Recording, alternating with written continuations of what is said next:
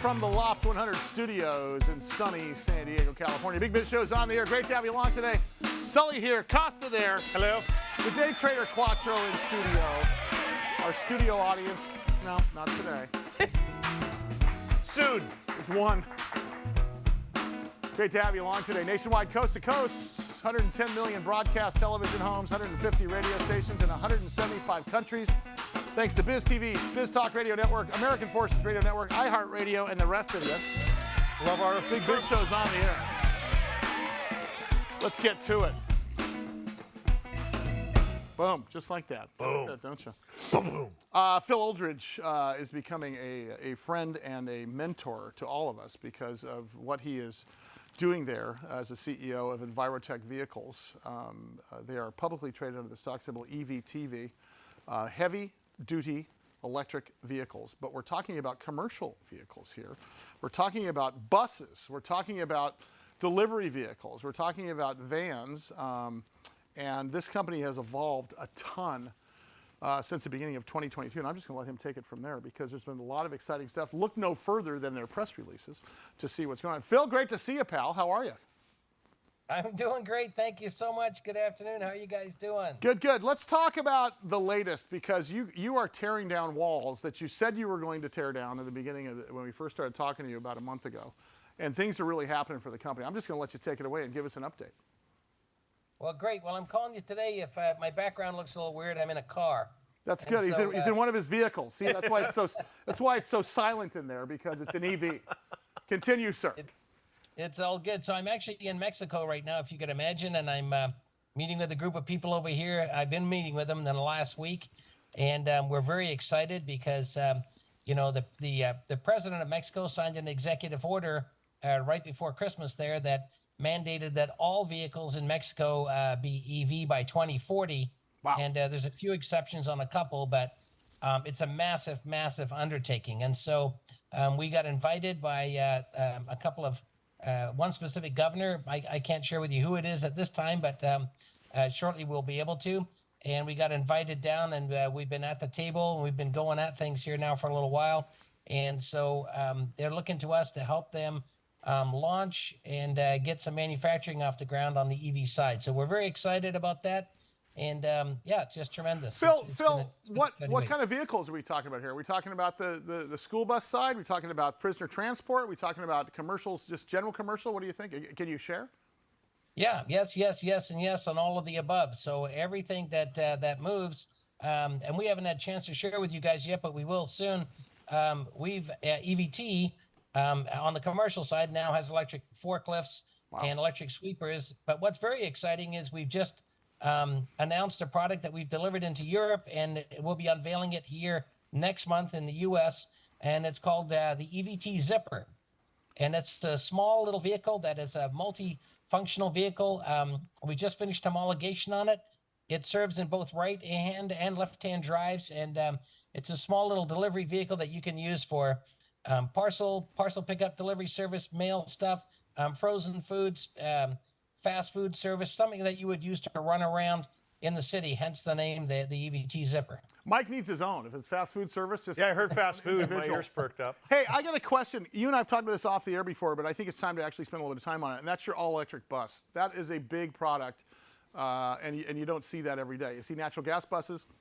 I don't know that we've seen many all-electric buses. Talk about the all-electric bus going on over there. Yeah, so super exciting. Our first one that we're unveiling is our school bus, and it'll also be coming out here in the next, we were hoping to have it done right now, but there's a few tweaks we're just finishing into it. It's called the EVT Bumblebee. It's a school bus, so hence the yellow and black, so hence the name Bumblebee.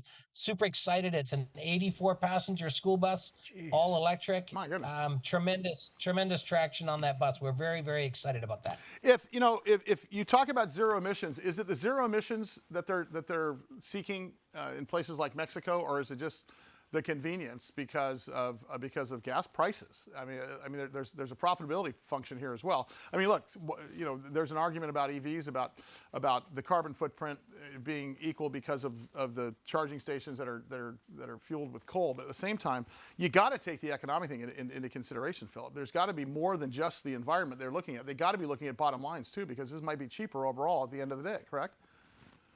Absolutely. Well, if you take a look at the charging infrastructure, and they say that charging stations that are fueled with coal, well, they're fueled with coal, and they've been doing that for years anyway. So the whole grid runs that way. So Right. you're not increasing the grid. So that argument doesn't carry any water with me. But down here, like you look at cities like Mexico City, and it's a massive problem. NOx gas is very, very unhealthy, and it's caused, it's particulates that come from diesel emissions and diesel fuel. So yeah, they're looking at that, and it's not just the Environmental vehicle emissions. Yeah, it's not the just money though. environmental. It's a savings though. That's got to be a piece of this, correct? Well, the maintenance savings is massive. Noise pollution is massive. People forget about noise pollution.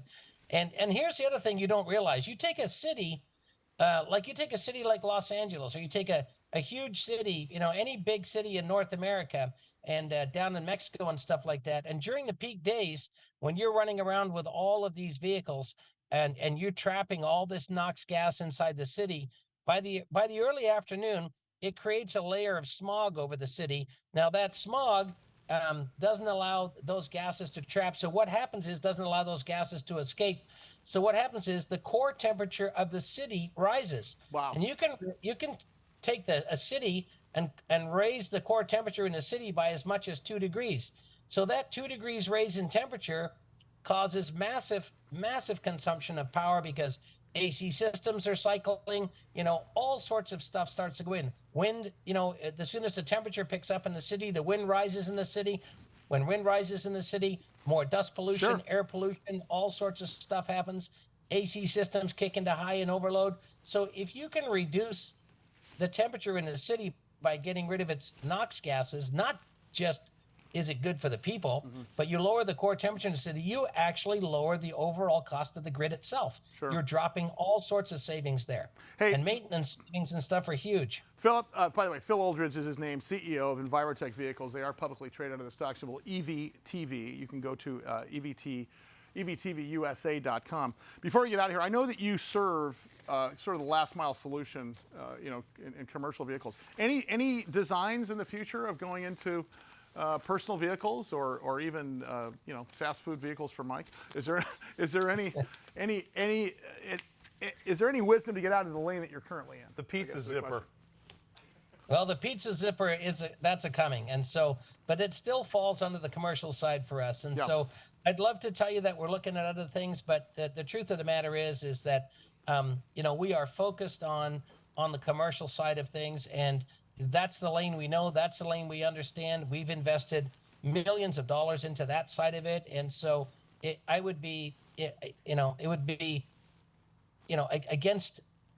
wouldn't serve our shareholders well if we decide to switch midfield. So we're going to stick with what we're at. It's time to start getting shareholder equity back into the company and see our stock moving, and it's starting to move now. Things are starting to go along. So we're going to stick with what we've got. We're starting to get recognized. People are starting to know us for that. So commercial is where we're going to be. Well, that was from Brian Mello out of Opelika, Alabama, and another question from Jackson, Tennessee that was emailed to the show. And you know what? You're answering the question. We're going to stay in our lane. No pun intended.